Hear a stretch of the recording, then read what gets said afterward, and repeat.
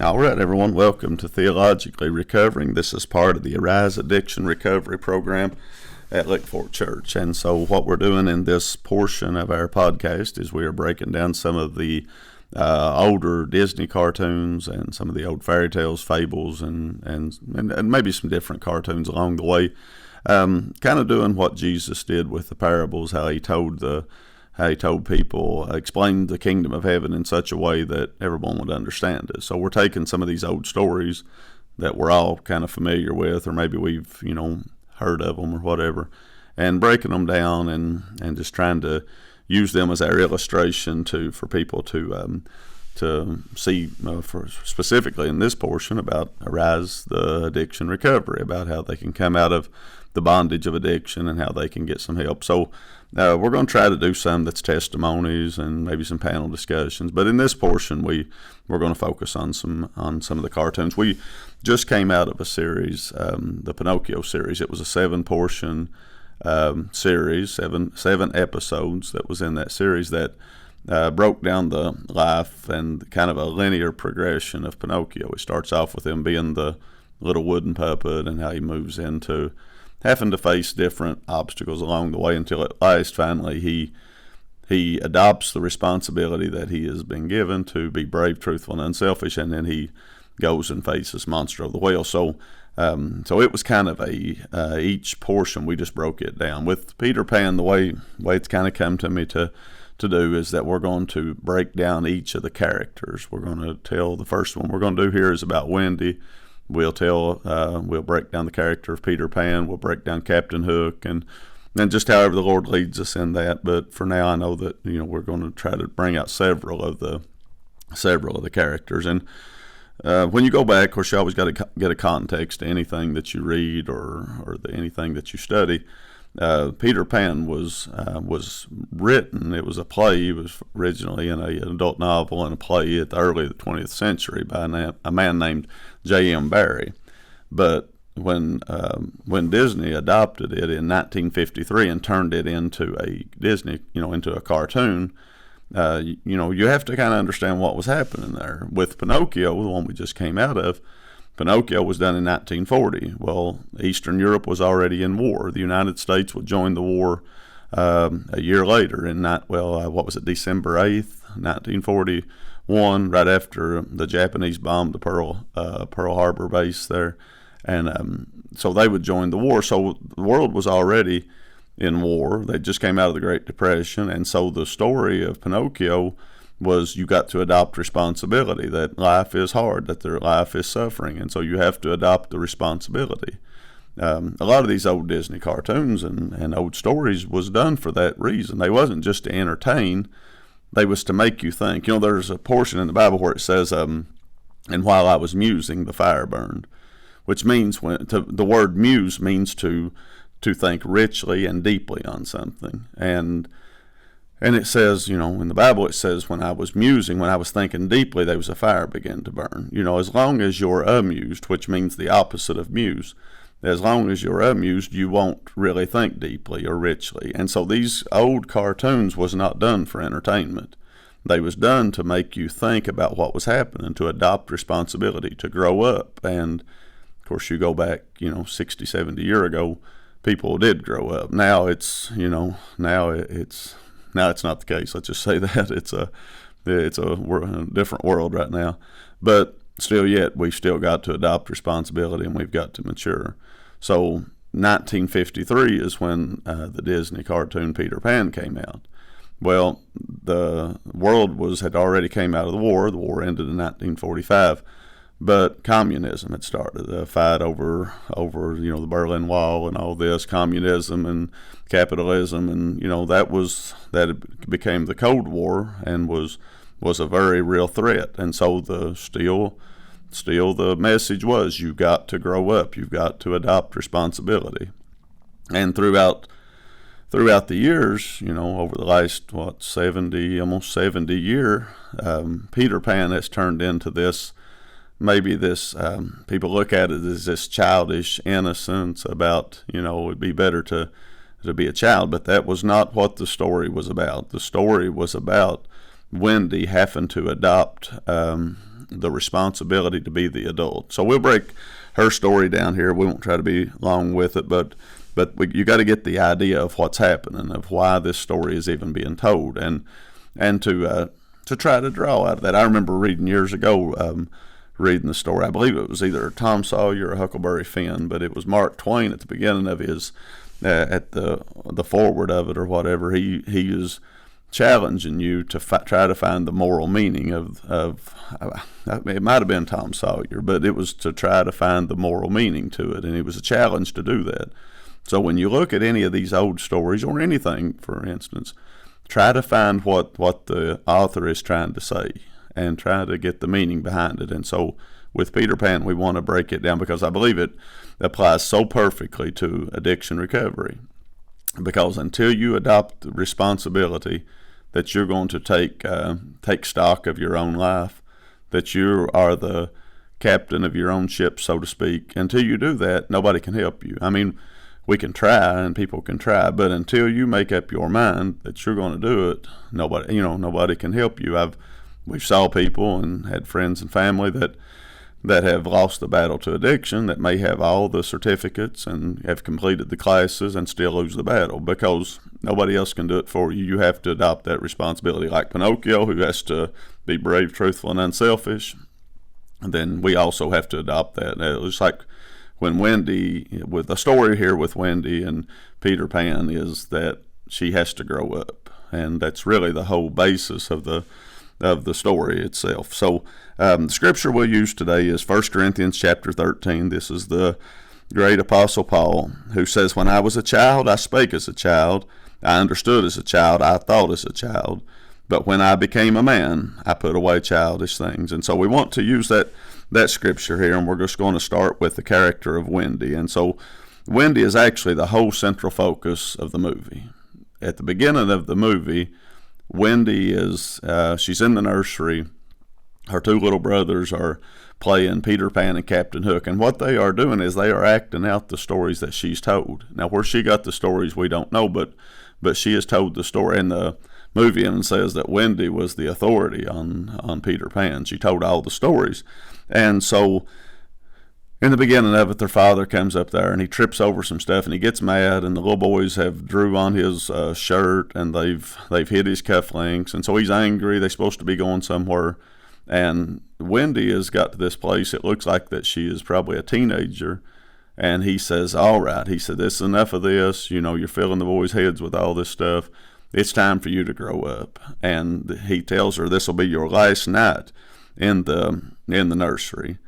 And the whole idea of Peter Pan is that Peter Pan is this boy that never grows up. Peter Pan is an idea. Now, I mean, it play him out as the character, but really, Peter Pan is more of a philosophy, more of an idea, more of a decision than anything. And so Peter Pan is this one that never wants to adopt any responsibility. He never wants to grow up. And I mean, I think of it from our own examples.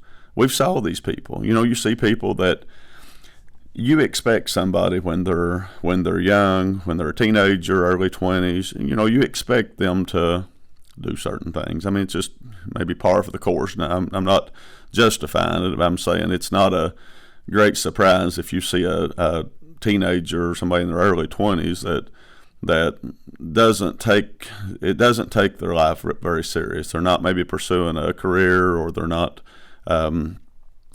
just whatever it is. That's that you expect that at a young age. But there's a point there when it just becomes it becomes something more. And we've saw those people. You saw those people that are 50, 60, 70-year-old that still chase after the women, that still try to act like that they're a teenager, they're 20s, and it's like, why did you never grow up? Or, the not trying to be offensive, but the 40-year-olds that are still in their mother's basement playing video games, and that's all their life consists of, or the one that 50-year-old and all they're worried about is fast cars and still the drugs and the lifestyle. And it's like, okay, there's a point there where that becomes embarrassing. If you don't adopt responsibility somewhere, Paul said, when I was a child, I acted like one. You expect children to act like children. But when you become men, you got to put away these childish things. And you got to find the point there. Every one of us has to find that place to where it's like, okay, it's not meaningful to chase after childish endeavors. They got to come a time when you grow up. And back 70 years ago, when they was telling these stories, people would take that. I mean, of course, it's all through history that people has pushed that off. But for the most part, people had to adopt the responsibility. What's no different now? You have to adopt the responsibility for your own life. Peter Pan is this child or this idea of this child that never wants to grow up. So what does he do? He escapes to Neverland. He escapes to a fictional place, and the danger here is that Wendy would follow along with that. By this point, she's still in the nursery, but yet she's a teenager. And so when her father comes in and tells her it's time to grow up, it's like she can't believe that he's saying that. Can't believe that he actually is wanting her to leave the nursery and grow up. Well, she has to. We have to. Every one of us has to adopt that responsibility. So there's a whole thing that plays out. And if you've not watched the movie, it'd be good to go back and watch the movie, 1953 cartoon Peter Pan. But watch it and see all the things that happen at the beginning. And so the father comes in, tells her, said, it's time to grow up. He said, this is your last night in the nursery.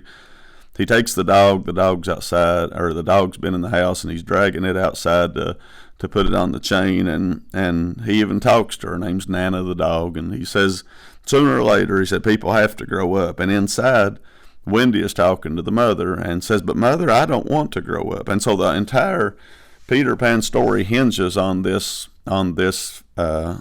situation here, because he has told her tonight is your last night, and she doesn't want to grow up. So at this point, Peter Pan steps into they leave for the party, and Peter Pan steps into the scene, and the whole issue here is time, adopting responsibility, running from trying to grow up, because we see this throughout the whole thing. Peter Pan's running from it. Captain Hook's running from it. Captain Hook has a crocodile that chases him that its eyes tick like a clock because it swallowed a clock, and it represents the time that is chasing everyone, and time is against us. So we have to adopt the responsibility, and so we say that with addiction recovery.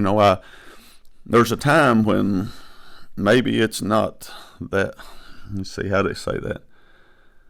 There's a time when you've got to wake up, realize, go back to the Pinocchio story, adopt the responsibility, quit falling for this naive stuff, and wake up and realize, okay, if I don't do something, if I don't change, I'm going to get destroyed, or if I don't change, then I'm going to turn into an adult child that is still chasing after meaningless things in life.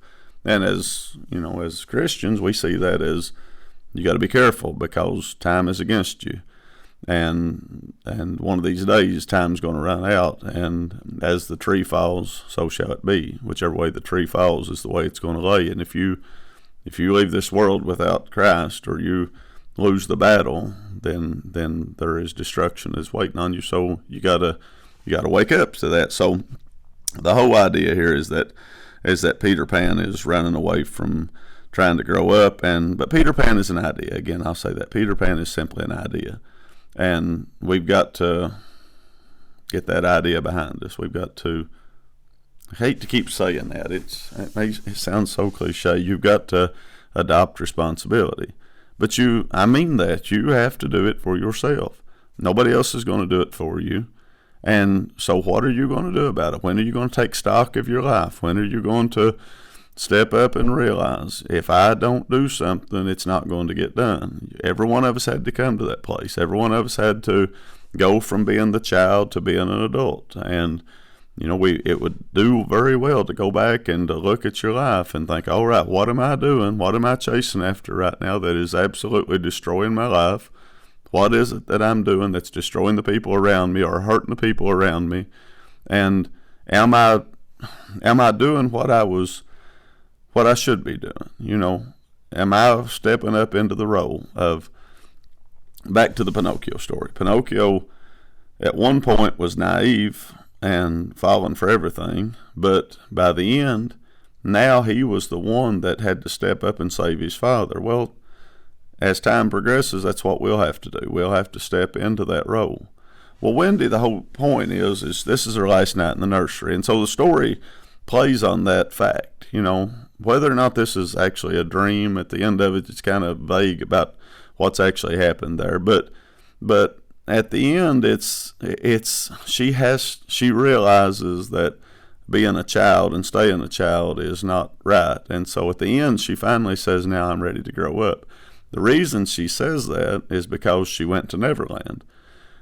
Peter Pan comes down, and what Peter Pan is doing is he's looking for his shadow. And let's break it down a little bit. It says, anyhow, he's coming, he's looking for his shadow. And so Wendy has already told the mother, said, well, I hid his shadow. I took it. And he's come every night, and he's listening to the stories. He's sitting right outside the window, and he's listening to the stories.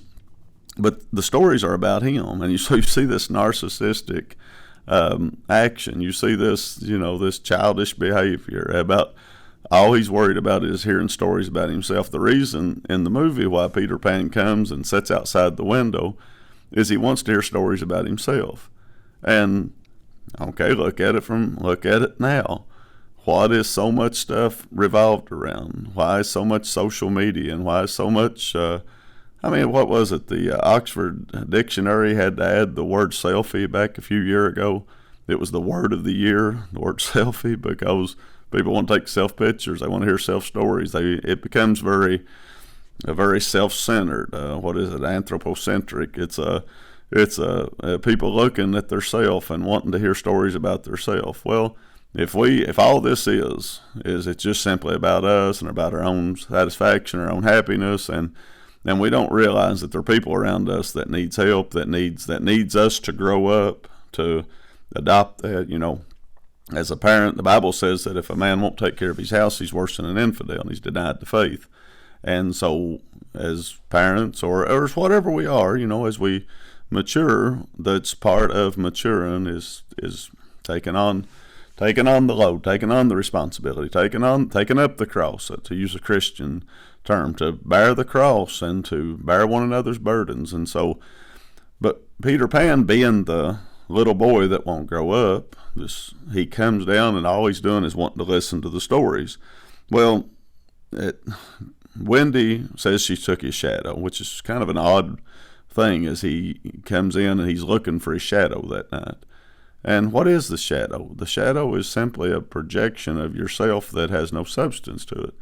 But he's chasing his shadow. Instead of chasing anything that's real, he comes in, he's opening up things looking for his shadow. And what's funny is first place he looks is in the toy box. It's an illustration of first thing he is enticed to is the childish things. Paul said, when I was a child, I went after the childish things. When I became a man, I put away childish things. So as Peter Pan comes down, what he's doing is he's looking for his shadow. So he's looking for something that's meaningless. He's not looking for any meaning in life, and all he's looking for is his shadow. But anyhow, so Wendy meets Peter Pan. She's told stories about him, but now she's confronted with him. This is her last night in the nursery. She's don't want to grow up, and so that's why the story plays out the way it does.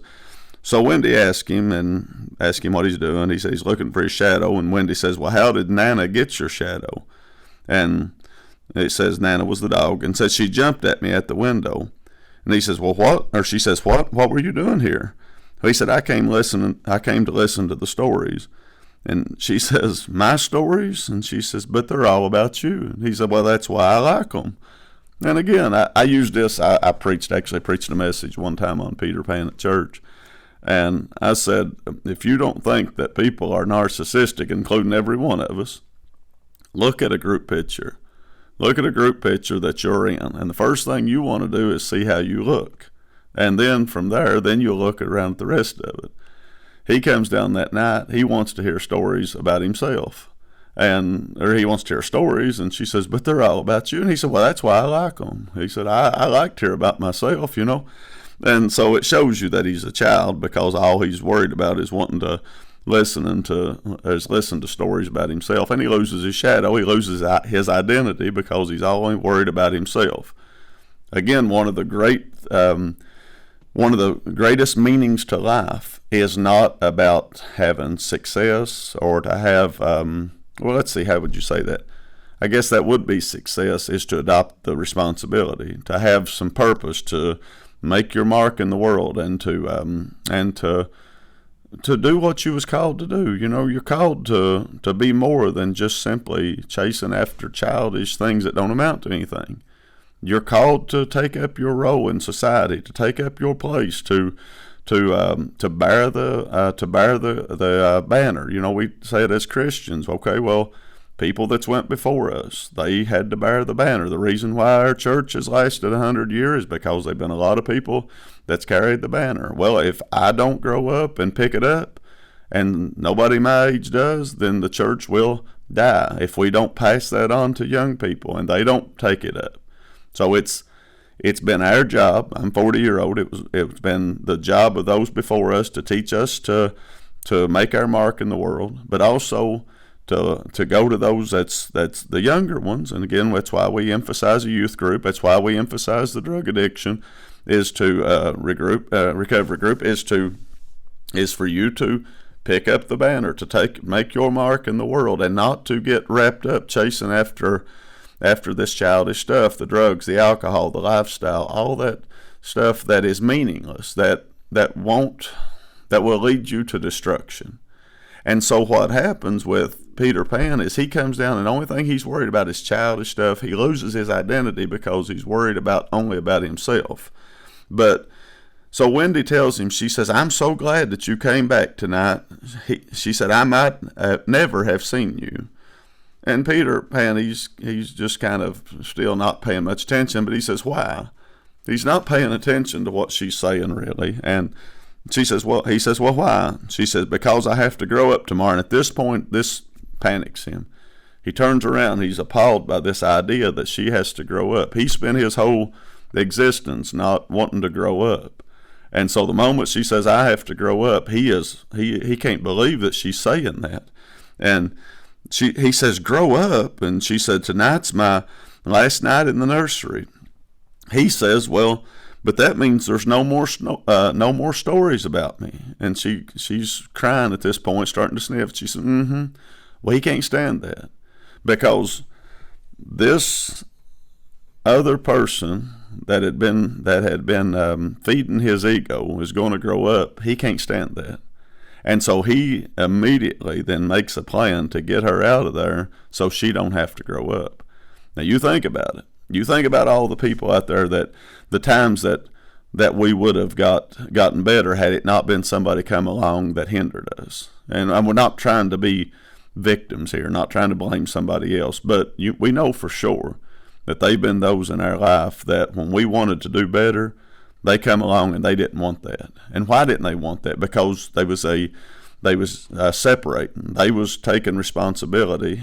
We was taking responsibility. However it is, maybe we've been the instigator, maybe we've been the victims. But when that comes and somebody else is going to adopt responsibility, if the only thing we've got is this Peter Pan problem, and all we've got is this self-centered, narcissistic, only about our own pleasure, then what happens is a lot of people will hinder other people. And so he did not want her to grow up, because he knew if she grew up, there'd be no more stories about him. So he didn't want her to grow. And that's why a lot of people will hold other people down. People will try to get help, and they immediately undermine everything that they say. They'll undermine again, we'll go back to Pinocchio about how the fox and the cat, they was undermining the very systems of school and society, the very things, the bedrock of civilization. They was undermining it because they didn't want somebody else to get smarter than they was or whatever. So a lot of people will undermine everything that is out there, and they'll become the stumbling block. Some people it's just human nature to be jealous and to try to hold other people down. You got some people that they will do anything they can to build you up and to encourage you and to see you get the help, which is what the church should be. But you can't be naive about that and think that everybody's like that, because there's some people, all they want to do is tear you down, and it's not really about you. It's a self-centered thing on their part. They are selfish, jealous, jealous-hearted, bitter, and they can't stand it because you are doing what you need to do and they're not.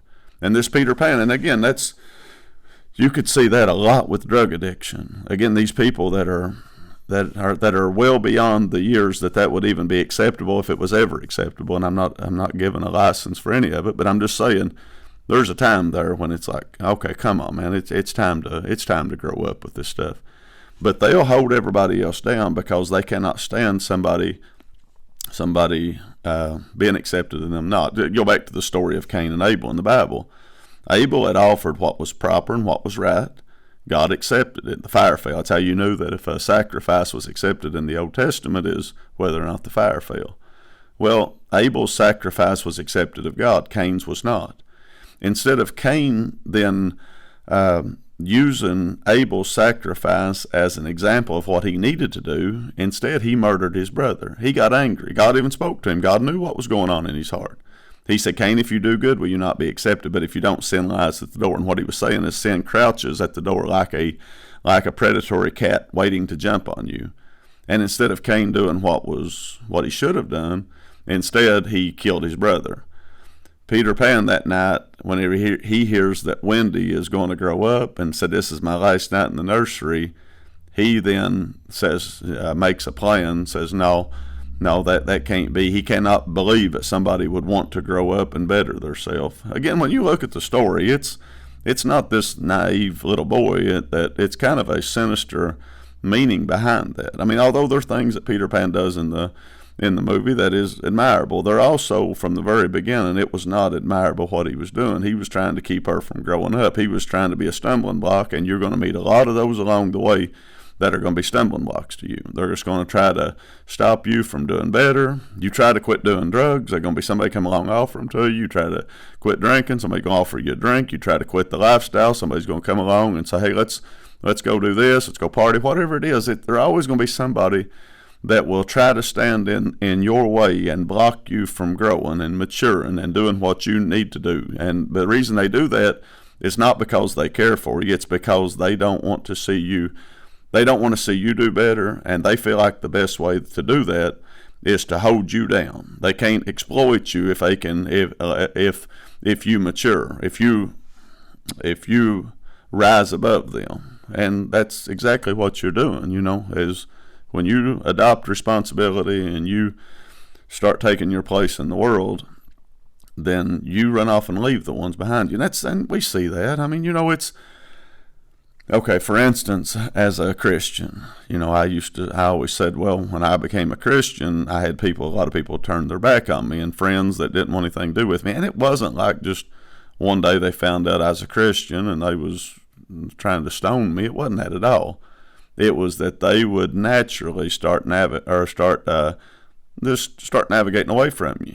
That before they was because you all was on we was on the same page, they would do the same things. But then when I started serving the Lord, I was being drawn one way, they was being drawn the other, and it was just a natural separation. And had those along the line that would try to hinder your progress. But as long as you know what you need to do and you take it on for yourself, then you'll be all right with that. But you got to know what you're going for. But anyhow, he says, but that means no more stories. And she says, mm-hmm. And he says, nope, I won't have it. Come on. And she says, well, where are we going? He said, Neverland. And so a whole conversation ensues with that. But his remedy for her not growing up was to take her to Neverland.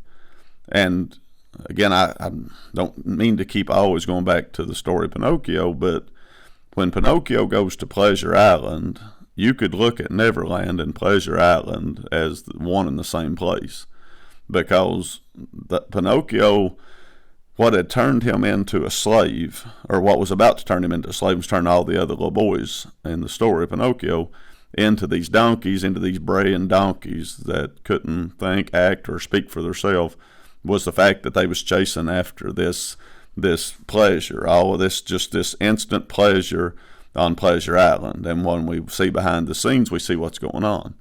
Well, Neverland is the same thing as Pleasure Island. This place to not grow up. This place that they can go to and escape from having to adopt any responsibility or to do what they need to do. He says, come on. He said, I won't have it.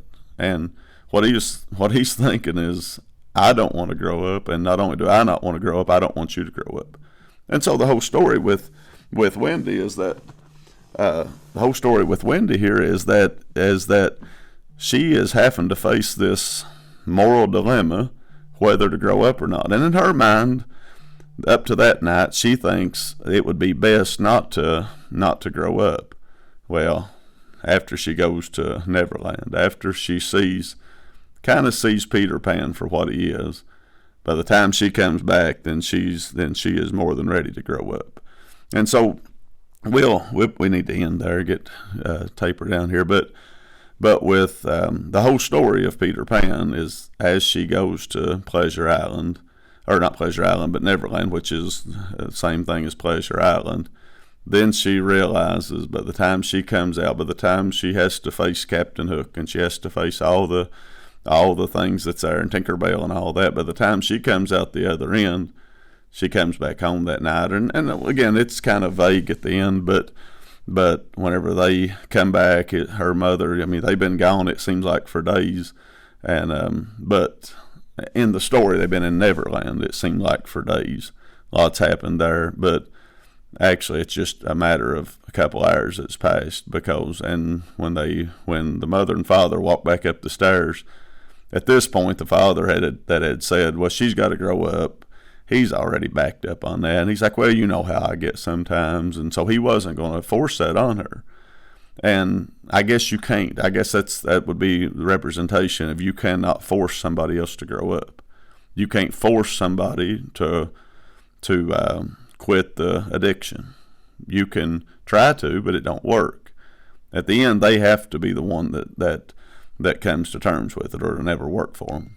But that is what's happening here. Is they're coming back, and he's already started recanting and saying, well, I'm not going to force that on her. But when they come back in, and she's sitting there at the windowsill, and it looks like she's been asleep or something, but when they come back in, now Wendy gets up, and she's had a change of mind. The last thing that the mother had heard whenever they left is Wendy telling her, I don't want to grow up. I don't want to become an adult.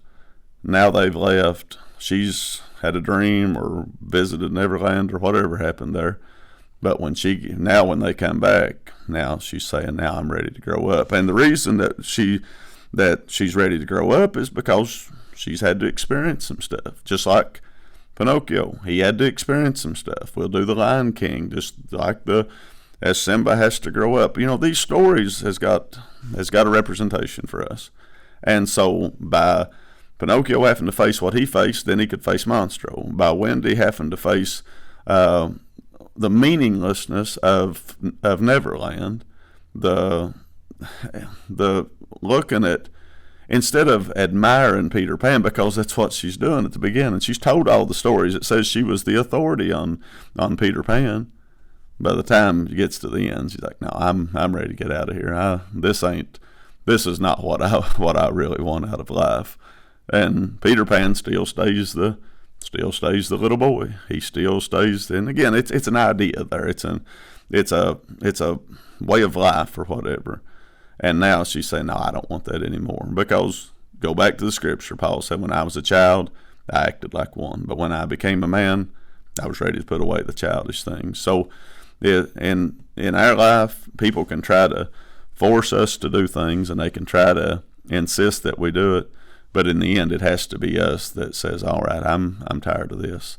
And with Wendy, what she does is, at the beginning, she glamorizes these stories. I mean, she tells them to the little boys that about this story about Peter Pan and how brave and everything he is. And I guess there's a time in our life where that seems glamorous. It's like, okay, the person out there that's running around with the women and the ones that's out there drinking, and we see that as a kid. You grow up, and it's like, well, when I get 18, I can get out and I can run around and I can do all this stuff. And then, well, when I get 21, then I can go and I can, everything that goes along with that. But somewhere along the line, it's like, hey, you know what? This is not all it's cracked up to be. And any of us that's part of the addiction recovery, the ones that have faced the depths of the unknown and now they're willing to go back and try to drag other people out of that, it's like, you may not quite understand just how bad that really is. You may not understand just what it's like to be the one out there that's bound in the addiction, that's bound in that feels like that.